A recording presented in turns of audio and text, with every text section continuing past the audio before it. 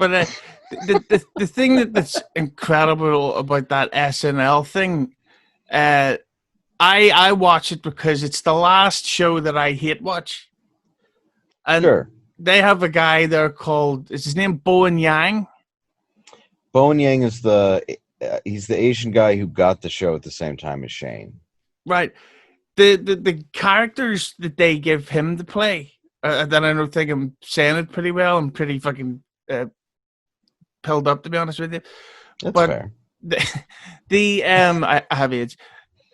Well, not Oh, really, but I'm trying my best. But I'm trying to just prevent it, so I'm also pilled up, but it's on the, prevention of the Truveta. What is it called? I'll go check my bottle in the cabinet. Get the name right.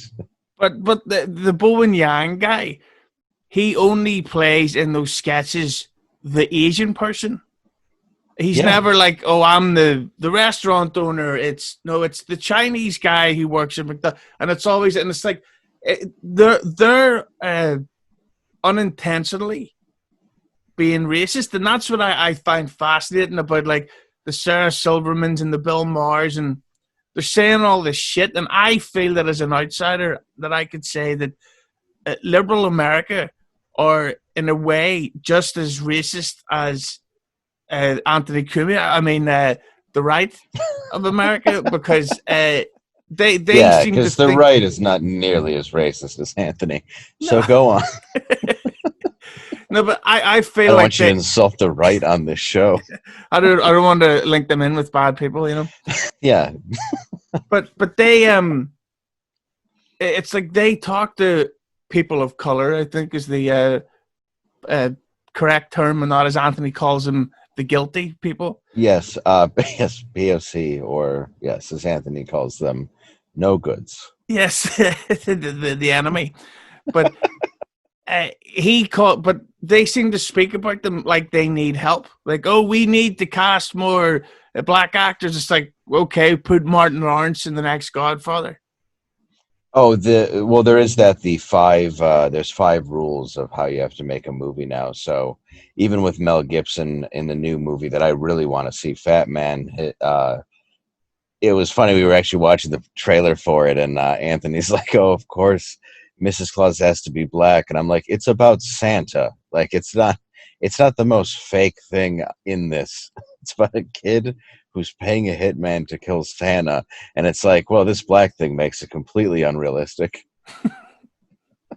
Like, but part of it with me with SNL, like they did a sketch last night called Woke Mafia, which then people were tagging us in, and but other people have done woke stuff on their podcasts. It was just a couple lines seemed to be, from what I heard, more directly from us, especially the line where everybody's like, "Whoa, hey," because that's what we did.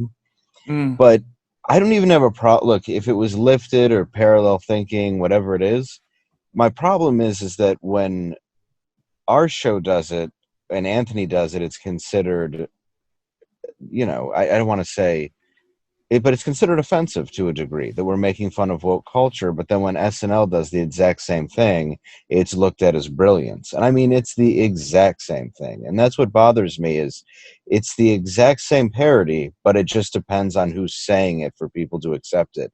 And that's the biggest problem in America right now, is we're so polarized and we each pick a side so hard that we're unable to realize, like, hey, we could actually some of us make the exact same jokes, and then some of us get in trouble for it and others don't. That's the problem.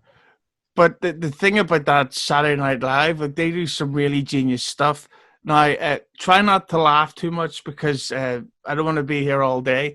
But yeah, Kate McKinnon did this thing. Are you ready to laugh? I've been ready. Where in the sketch, she was playing someone who worked in an airport who kept making mistakes with the luggage. But are you ready for the punchline? Yes. And she had a funny voice. That's good. Yeah. She was all like, "Are these your bags?" And I was like, "Fuck." She's a lesbian, I did not know. The one that played Ellen? It's so good.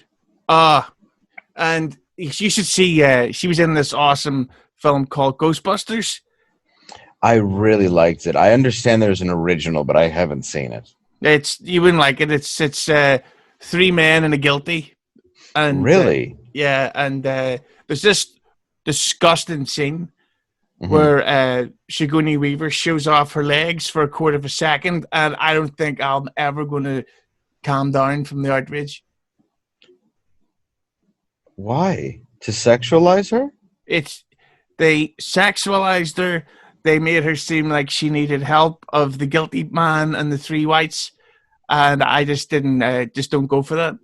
So she calls the Ghostbusters to help her?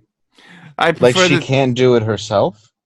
well that's yeah well ghost bust means that when white men abuse their privilege, and she's the Hmm. her, so that's what it's called, Ghostbusters.